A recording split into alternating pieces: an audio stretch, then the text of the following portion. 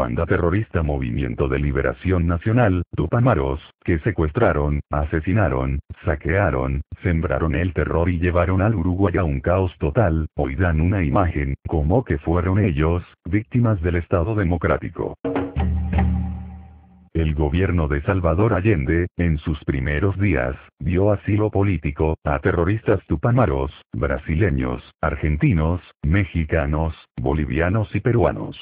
En Chile estaba residiendo Ariel Collazo, uno de los coordinadores del terrorismo en Uruguay, quien recibía y ubicaba a los tupamaros o agitadores que abandonaban el Uruguay, amparados por las bondades de la Constitución de la República, que les daba la opción de ir a la cárcel o que abandonaran suelo uruguayo. Unos 2.500 uruguayos pasaron por suelo chileno, algunos en tránsito a Cuba, a prepararse militarmente, y unos pocos, como una de las mujeres e hijos de Raúl Sendic, a residir. Otros optaron por continuar la lucha armada en el MIR y otros en Argentina. Luego, Ariel Collazo designó como encargados a los terroristas Jorge Becatesa y Pablo Blanco. En 1971, viajan a Chile, Adolfo Oacén y Mauricio Rosenkopf, los que se reúnen con miembros del MIR, para continuar ultimando detalles y organizar saqueos y secuestros, en los países que dirige la Junta Coordinadora Revolucionaria. En Chile, los terroristas tupamaros fueron estrenados por el terrorista uruguayo William Huitelau. Este también preparó y dirigió la custodia personal de Salvador Allende, y cuando este cayó, William Huitelau se encontraba en Argentina, reunido con el terrorista Luis Alemany. Este a posterior traicionó a los tupamaros presos, fundando otro grupo, y luego, ante la represión, huyó a Europa. En Chile, se proporcionaba documentación falsa a los terroristas.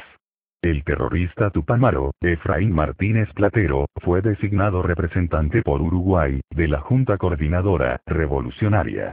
En 1974, la Junta Coordinadora tenía todo preparado para comenzar los operativos, no solo en Latinoamérica, sino en todo el mundo. Actuarían con la complicidad de los gobernantes de los distintos países, ya que no habían leyes para extraditar o participar los servicios de inteligencia de dos o más países en una investigación rápida de un hecho terrorista, por lo que las actuaciones de los servicios de seguridad de un país no eran efectivos. A lo largo del año 1973 se consolidaron los vínculos, se organizó la Escuela Internacional de Cuadros en primer término en Chile y posteriormente en la Argentina, y la creación de un organismo conjunto, que llevó a la práctica reuniones semanales y la integración de distintos equipos de tareas conjuntas. Fabricación de armas, intercambio de combatientes, realización de congresos conjuntos, etc. Luego del golpe de Estado chileno, el 11 de septiembre de 1973, la sede de la Junta Coordinadora Revolucionaria pasó de Santiago de Chile a Buenos Aires, donde Santucho le impuso una actividad febril y constante, centrada tanto en el intercambio de militantes, para dar una imagen panamericanista de la organización, como en la unificación de la estrategia revolucionaria y en la difusión de la propaganda, destinada a obtener adhesiones en el orden internacional. A lo largo del año 1973, se consolidaron los vínculos, se organizó la Escuela Internacional de Cuadros, en primer término en Chile y posteriormente en la Argentina, y la creación de un organismo conjunto, que llevó a la práctica reuniones semanales y la integración de distintos equipos de tareas conjuntas. Fabricación de armas, intercambio de combatientes, realización de congresos conjuntos, etc. Luego del golpe de Estado chileno, el 11 de septiembre de 1973, la sede de la Junta Coordinadora Revolucionaria pasó de Santiago de Chile a Buenos Aires, donde Santucho impuso una actividad febril y constante, centrada tanto en el intercambio de militantes, para dar una imagen panamericanista de la organización, como en la unificación de la estrategia revolucionaria y en la difusión de la propaganda, destinada a obtener adhesiones en el orden internacional. El año de 1974 se inició con la preparación de una declaración ratificada por las 4 bandas terroristas, que sirvió de lanzamiento público, no solo en Latinoamérica, sino en el mundo.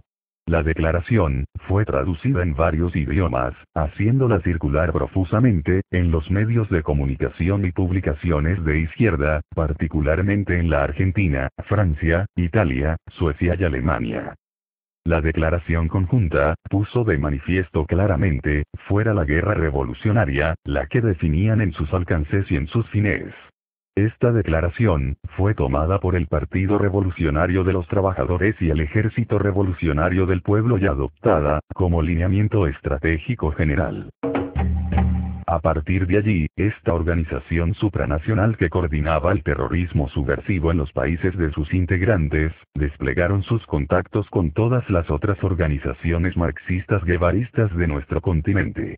La idea de lograr la unidad internacionalista de esos grupos subversivos marxistas latinoamericanos, se constituyó en la razón de ser de la JCR, para lo cual se procuraron lograr e intensificar los contactos con organizaciones extremistas de Perú, Venezuela, Brasil, Paraguay, Colombia, México, Nicaragua, Santo Domingo, Guatemala, El Salvador e incluso, Estados Unidos. En abril de 1975, la JCR celebró su primera conferencia pública en Portugal para anunciar la apertura de sus sedes en Lisboa y en París, Francia. Para esa fecha ya se habían establecido fluidas relaciones y contactos periódicos con organizaciones terroristas subversivas de Europa, entre otras. ETA, Patria Vasca y Libertad, Brigadas Rojas, Italia, Baader-Meinhof, Alemania, IRA, Ejército Republicano Irlandés. Durante los siguientes 2 años, la JCR intentó constituir una guerrilla latinoamericana, en el continente europeo, con el objetivo preciso de desestabilizar las democracias vigentes, en los países del sector occidental, con la cooperación y coordinación de movimientos terroristas europeos.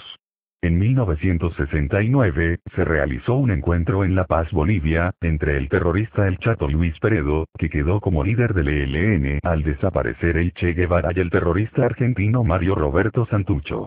A posterior, también en La Paz, se reunió el exterrorista del MLN, Raúl Sendic. Luego en Buenos Aires, las reuniones entre terroristas, del MIN y el Partido Revolucionario de los Trabajadores, fueron continuas, reuniéndose en Montevideo en 1971 y 1972. El MIR y el Partido Revolucionario de los Trabajadores, se reunieron en Santiago de Chile, en julio de 1971. Al ser derrocado Salvador Allende, la JCR se ubicó en la Argentina, bajo el liderazgo de Santucho, quien aumentó su ejército, para acelerar la toma de gobierno por las armas. En Argentina el Partido Revolucionario de los Trabajadores, contaba con un muy buen servicio sanitario y un servicio eficiente para falsificación de documentos y una imprenta para propaganda. Atacó destacamentos policiales y unidades militares, para abastecerse de armas, municiones y explosivos. También fabricó armas cortas y largas, como pistolas, ametralladoras y granadas de mano. El Plan Cóndor significó, en concreto, la liberación de territorios y la colaboración consciente, para que los servicios de inteligencia y organismos represivos de otros países, pudieran accionar en los países hermanos, con un pacto de apoyo recíproco en las décadas del 70 y 80. En octubre de 1975, Manuel Contreras Sepúlveda, director de inteligencia chilena, invita al general paraguayo Benito Guaní Serrano, jefe del Servicio de Inteligencia paraguayo, a una reunión de trabajo, estrictamente secreta, donde se estudia a profundidad, la necesidad de crear una oficina de coordinación y seguridad, para enfrentar la acción del terrorismo. Esto fue con motivo que unos meses atrás, concretamente el 21 de mayo de 1975, en Paraguay había penetrado un grupo terroristas de varias nacionalidades, designado por la Junta Coordinadora Revolucionaria, para secuestrar a cónsul de Francia y solicitar un importante rescate el que sería empleado en armamento. En lo concerniente a Uruguay, fueron detenidos los terroristas, Juan Damiello, Ítalo Walter Riera. La operación fue dirigida por el terrorista Mario Roberto Santucho, comandante del Partido Revolucionario de los Trabajadores. En noviembre de 1975, comenzó a funcionar el Plan Cóndor en Argentina, Chile, Bolivia, Brasil, Paraguay y Uruguay. se dominó, Operación Cóndor, a un conjunto de prácticas represivas, transnacionales coordinadas y desarrolladas por organismos militares, policiales y civiles, que respondían a las dictaduras militares, de los países del Cono Sur, entre 1975 y 1978.